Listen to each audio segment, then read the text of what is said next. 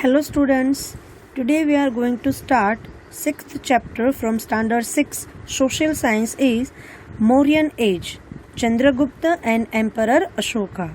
So let's start. As it was Sunday, all the children of the society gathered in the ground to play cricket. Bhavya and Jalp formed teams. Coin was tossed to decide bowling and batting. Jalp said heads. The coin fell on the ground. It was heads. So Jalp asked for batting. Hitensh asked, "Where do we find the lion figure on the coin?" Bhavya explained to him, "The lion figure on the coin is heads." This lion figure had been engraved on the huge pillar of Sarnath. This pillar was built by Emperor Ashoka of Mauryan dynasty. India has recognized it as a national symbol.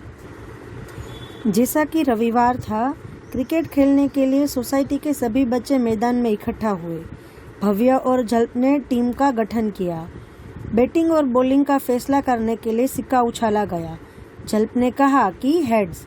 सिक्का जमीन पर गिरा, यह heads था, इसलिए जल्प ने batting के लिए हाँ की। हितांश ने पूछा, हमें सिक्के पर शेर की आकृति कहाँ मिलती है? भव्य ने उसे समझाया कि सिक्कों पर शेर की आकृति हेड्स है। इस शेर की आकृति को सारनाथ के विशाल स्तंभ से उकेरा गया है। यह स्तंभ मौर्य वंश के सम्राट अशोक द्वारा बनवाया गया था। भारत ने इसे राष्ट्रीय प्रतीक के रूप में मान्यता दी है। Mauryan dynasty founder and ruler. Chandragupta Maurya founder of Mauryan dynasty. Chandragupta played the game of kings in his childhood. His skill was noticed by Acharya Vishnugupta and he was trained by him in Shastra and Shastra. Chandragupta Maurya, with the help and guidance of Chanakya, defeated last emperor of Nanda dynasty, Dhananand, in 321 BC and took the throne of Magad and founded Maurya Vansh. Chandragupta got full benefit of Chanakya's skill in politics and administration. From Arthashastra written by Chanakya, we get information about the political, economical and social life of people of that time. Chanakya's diplomatic guidance played a very important role in Chandragupta's achievement. Chandragupta ने बचपन में राजाओं के खेल खेले हैं। उनके कौशल्य को आचार्य विष्णुगुप्त ने देखा और उन्हें उनके द्वारा शस्त्र और शास्त्र में शिक्षा दी गई। चाणक्य की सहायता और मार्गदर्शन से चंद्रगुप्त मौर्य ने 321 पूर्व में नंद वंश के अंतिम सम्राट धनानंद को हराया और मगध का सिंहासन लिया और मौर्य वंश की स्थापना की। चंद्रगुप्त को राजनीति और प्रशासन में चाणक्य के कौशल्य का पूरा लाभ मिला। चाणक्य द्वारा लिखित अर्थशास्त्र से हमें उस समय के लोगों के राजनीतिक, आर्थिक और सामाजिक जीवन के बारे में जानकारी मिलती है। चाणक्य के राजनीतिक मार्गदर्शन ने चंद्रगुप्त की उपलब्धि में बहुत महत्वपूर्ण भूमिका निभाई है। चंद्रगुप्त कंकर्ड 4 टेरिटरीज, काबुल, कंधर, हेरात और Balochistan. After defeating Greek kings Seleucus Nicator, being impressed by Chandragupta's bravery, Seleucus married his daughter Helena with Chandragupta and sent his ambassador Megasthenes to his court. During his stay in Patliputra, Megasthenes wrote a book, Indica, which provides important and basic information about the capital and administration of the Magad Empire. Greek Raja Seleucus Nicator को हराने के बाद चंद्रगुप्त ने 4 क्षेत्रों काबुल, कंधार, हरात और बलूचिस्तान को जीत लिया। चंद्रगुप्त की बहादुरी से प्रभावित होकर सेल्यूकस ने अपनी बेटी हेलेना की शादी चंद्रगुप्त के साथ की और अपने राजदूत मेगास्थनीज को उसके दरबार में भेजा। पाटलिपुत्र में अपने प्रवास के दौरान मेगास्थनीज ने एक पुस्तक लिखा जिसका नाम था इंडिका, जो मगध साम्राज्य की राजधानी और प्रशासन के बारे में महत्वपूर्ण और बुनियादी जानकारी प्रदान करती है। Extension of state. Chandragupta tried to establish a sovereign power over whole of India by spreading his authority with the valor and diplomacy of Chanakya in other region of India. He ruled in north from Afghanistan, Peshawar, Kandahar to Bengal in the east. He extended his power even in western India also. It is stated in some of the sources that he had his rule even in Saurashtra also. He had appointed Pushpagupta, a Vaishya Amatya, as its governor. Pushyagupta constructed Sudarshan Lake by constructing dams on the rivers flowing from Girnar mountain in Girinagar, Junagadh in Saurashtra. राज्य का विस्तार। चंद्रगुप्त ने भारत के अन्य क्षेत्रों में चाणक्य की वीरता और कूटनीति के साथ अपने अधिकार का प्रसार करके पूरे भारत में एक सत्ता स्थापित करने का प्रयास किया। उसने पूर्व में अफगानिस्तान, पेशावर, कंधार से बंगाल तक, उत्तर में शासन किया। उन्होंने पश्चिमी भारत में भी अपनी शक्ति को बढ़ाया। कुछ स्रोतों में यह कहा गया है कि सौराष्ट्र में भी उनका शासन था। उनके पुष्पगुप्त को वैश्य मतलब कि पुष्यगुप्त वैश्य को अपना राज्यपाल नियुक्त किया। पुष्यगुप्त ने निर्माण के द्वारा सुदर्शन झील का निर्माण किया। Konkan, Karnataka, Maharashtra and other regions South India were also a part of the Magadha empire. मतलब कि कोनक, कर्नाटक, महाराष्ट्र और साउथ इंडिया का जो भाग है वो पूरा मगध का भी एक भाग हुआ करता था। In the north west the territories up to western Gandhara Afghanistan were also under authority of Chandragupta. Thus the sovereignty of Mauryan empire were practised all over India.